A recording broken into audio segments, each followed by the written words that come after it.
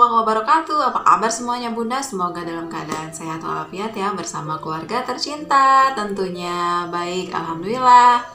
Bertemu lagi dengan saya di channel Kado untuk Bunda. Harapan saya channel ini bisa menjadi channel yang menjadi sahabat bagi bunda-bunda, terutama bunda-bunda baru ya. Kita berbagi pengalaman, di sini kita sharing. Oke, hari ini kita tidak ada tema-tema yang begitu tertentu banget ya. Hari ini saya lebih bercerita tentang sebuah kisah nyata. Jadi ini masih tentang menyusui ya. Jadi seperti ini ya kisahnya itu. Kita buatkan dulu tema ya. Jadi gara-gara menyapih malah operasi payudara. Nah, ngeri kan ya. Gimana caranya setelah menyapih itu si bunda tetap sehat dan payudara pun tetap sehat ya, tidak terjadi apa-apa, tetap normal seperti itu. Oke, nah saya akan langsung cerita ya. Nah, jadi seperti ini. Jadi ketika ini kisah nyata ya, saudara saya seperti itu. Jadi ketika kita niat ketika kita sudah niat menyapih anak ya, seperti itu ya. Memang pertama kita harus niat bahwa kita niat bahwa kita menyapih ini ya karena memang sudah waktunya untuk kita menyapih ya. Dan yang kedua, kita lihat bagaimana anak ya, bagaimana kondisi anak ya. Jangan sampai ketika menyapih ini kondisi anak sedang tidak bagus ya. Sedang tidak bagus dalam artian mungkin si anak ini kurang fit kondisinya, atau sedang tidak bagus, atau kalau seandainya bundanya mau melakukan istilahnya masuk kerja seperti itu, atau bekerja untuk pekerjaan baru ya, seperti itu. Jadi intinya kalau mau menyapih anak ini dalam keadaan normal waktunya, dan keadaan anak pun sehat seperti itu. Oke. Nah, jadi ketika kita sudah mau memulai menyapih, kita bismillah ya, kita niatkan untuk menyapih ya, bahwa kita menyapih ini bukan karena kita tega dengan anak ya, kita tidak menyusui lagi, tapi memang karena sudah waktunya, sudah 2 tahun lebih kita menyapih seperti itu. Langkah pertama supaya kondisi payudara kita tetap bagus, tetap stabil, tetap normal ya, tetap sehat-sehat saja, itu jangan langsung di stop. Lebih bagus lagi perlahan-lahan menyapihnya. Nah, ketika memang waktunya memang di stop, misalkan siang kita mulai, nah si anak sudah tidak menyusul lagi ya. Biasanya kan kalau siang itu kan anak-anak bisa bermain, kemudian banyak pengalihan yang bisa kita alihkan, seperti itu kita alihkan. Jadi pada waktu siang hari si anak sudah tidak menyusul lagi, sudah tidak nenen lagi, seperti itu. Nah, ketika malam biasanya kan anak itu rewel ketika mau tidur, biasanya dia nenen, dia menyusui seperti itu. Nah, dia menyusui, kita susui ya, dia menyusul langsung ke kita seperti itu, dia tertidur pulas. Nah, beda lagi kalau kita memang niat untuk menyapih ya. Di sini kita kasih pengertian seperti itu, bahwa umurnya sudah tapi lebih bagus dari jauh-jauh hari ya.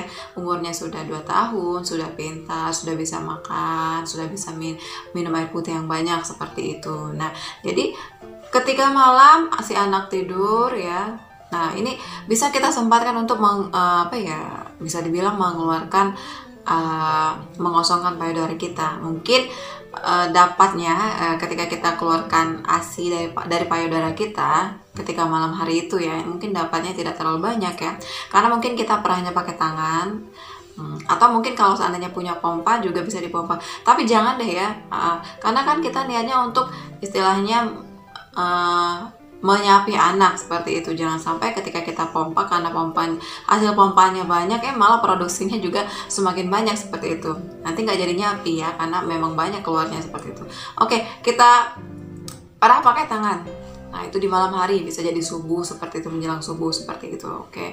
Nah, ketika ini kan ketemu lagi siang hari kita pernah lagi seperti itu. Nah, karena yang namanya kita pernah pakai tangan itu biasanya kan tidak sebanyak, sebenarnya nggak sebanyak, karena biasanya cepat pegel ya. Ini curhat saya ya. Kalau pernah pakai tangan itu nggak sebanyak dengan kita langsung pakai pompa pompa ASI seperti itu ya. Ini kan karena pakai pompa tangan itu lebih sedikit dapatnya. Kita pagi hari kita keluarkan, siang hari kita keluarkan, sore, seperti itu. Jadi intinya ketika kita menyapih itu jangan langsung diberhentikan. jangan langsung diberhentikan. Oke lah, anak sudah tidak menyusu lagi ke kita seperti itu, sudah tidak nenen lagi, tapi kita pribadi jangan langsung stop. Nah, jangan langsung seperti itu. Kita keluarkan pakai tangan kita. Walaupun intensitas istilahnya keluarnya ASI dari payudara kita itu sudah tidak terlalu banyak seperti itu kan ya. Nah, lama kelamaan ya, sehari 2 hari, seminggu 2 minggu itu kan semakin berkurang seperti itu, sampai benar-benar ASI itu kosong, kering seperti itu. Jadi benar-benar ASI kita, payudara kita sehat. Nah, ini masuk ke cerita yang mau saya ceritakan, ini kisah nyata ya. Jadi waktu itu ada saudara saya ya yang menyapih ya. Saya kurang tahu proses menyapinya seperti apa. Intinya ketika sudah menyapih ya sudah selesai seperti itu ya.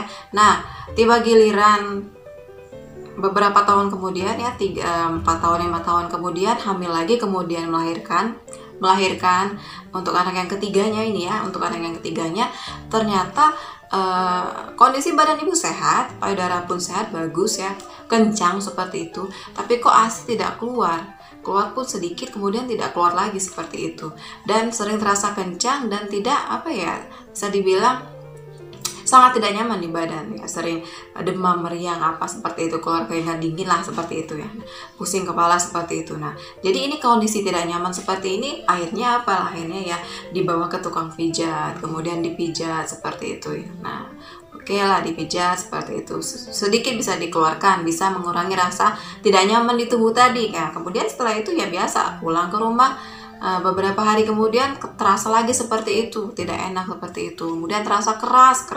Nah, ternyata ini bisa dibilang terjadi mastitis. Jadi mastitis pada saat selesai menyapih ya, karena langsung di stop, tidak dikeluarkan lagi tadi dengan tangan kita, akhirnya terjadilah yang namanya penggumpalan di dalam payudara seperti itu. Nah, kemudian karena mungkin terlalu banyak ya mengeras itu, akhirnya terjadilah yang namanya abses. Nah, abses ini ternyata terasa ke anak yang ketiga ketika mau menyusui, tidak bisa itu, semakin keras, kemudian dibawa ke tukang pijat lagi. Nah, kemudian apa yang terjadi? Dipijatlah oleh tukang pijat ini, dikeluarkan itu ASI perlahan-lahan, dan rasanya pun sakit kalau sudah seperti itu ya ketika dipijat ya, walaupun pijatnya pelan-pelan. Nah, keluarlah ASI sisa-sisa ASI yang zaman dulu yang 5 tahun sebelumnya, 4 tahun 5 tahun sebelumnya ya, itu baunya pun sangat menyengat, tidak enak sekali baunya. Nah, itu karena memang tadinya terjadi mastitis ya, disebabkan oleh karena disebabkan oleh ketika menyapi itu langsung di stop, tidak dikeluarkan lagi, tidak diperah lagi oleh tangan kita, akhirnya seperti itu. Kemudian dari mastitis itu meningkat menjadi infeksi bakteri, jadi dia terjadilah yang namanya abses itu.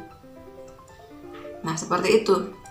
Jadi terpaksa qadarullah ya, karena memang sudah tidak bisa menyusui anak ketiga, dipijat payudara seperti itu, keluarlah yang namanya sisa-sisa ASI yang zaman dulu itu ya, 5 tahun yang lalu itu baunya tidak enak. Akhirnya kondisi semakin tidak membaik, tidak membagus, itu payudara akhirnya dibawa ke rumah sakit dan harus ditindak, harus operasi seperti itu. Nah, ini contoh kisah nyata yang bisa jadi mungkin cerita singkat dari saya, kisah nyata singkat dari saya ini bisa dijadikan pembelajaran, pengalaman buat kita, buat ibu-ibu yang mau menyapih, yang sedang menyusui, kemudian yang nantinya mau menyapih setelah 2 tahun. Ini bisa dijadikan pembelajaran bahwa ketika kita niat untuk menyapih itu jangan langsung di stop, benar-benar stop. Oke lah, si anak mungkin stop, dia oke, sudah mau menerima bahwa kita sedang menyapih. Nah, si anak tidak menenen lagi, secara psikologis dia sudah bagus, mau menerima, oh iya saya sudah besar, saya sudah pintar makannya, minum air putihnya sudah banyak, si anak sudah oke. Nah, tapi kita sebagai ibunya itu tetap jangan langsung di stop, perah pakai tangan ya, Perah pakai tangan konsisten seperti itu.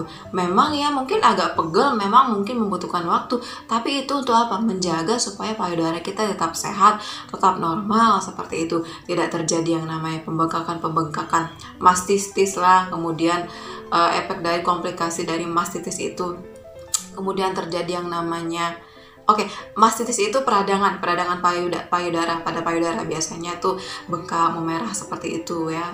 Tapi pada bagian payudara lainnya tidak itu seperti itu. Tapi kalau abses ya, itu lebih ke komplikasi dari mastitis ini. Jadi lebih parah seperti itu karena udah ada bakteri di situ seperti itu. Jadi intinya kalau mau menyapi itu kita sebagai ibu jangan langsung memberhentikan. Kita perah sehari 3 kali seperti itu. Nah, itu nanti kan intensitas pengeluaran ASI dari payudara kita pun akan semakin berkurang sampai akhirnya benar-benar payudara kita kosong, kering seperti itu. Jadi itu kisah nyata yang benar-benar bisa dijadikan pembelajaran untuk saya pribadi maupun insya Allah ibu-ibu yang sedang menonton video ini, ibu-ibu baru, ibu-ibu yang sedang mau menyapi seperti itu.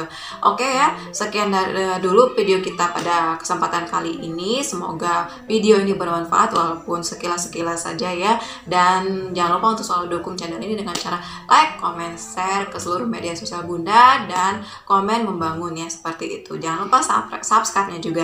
Kita ketemu di video selanjutnya. Assalamualaikum warahmatullahi wabarakatuh.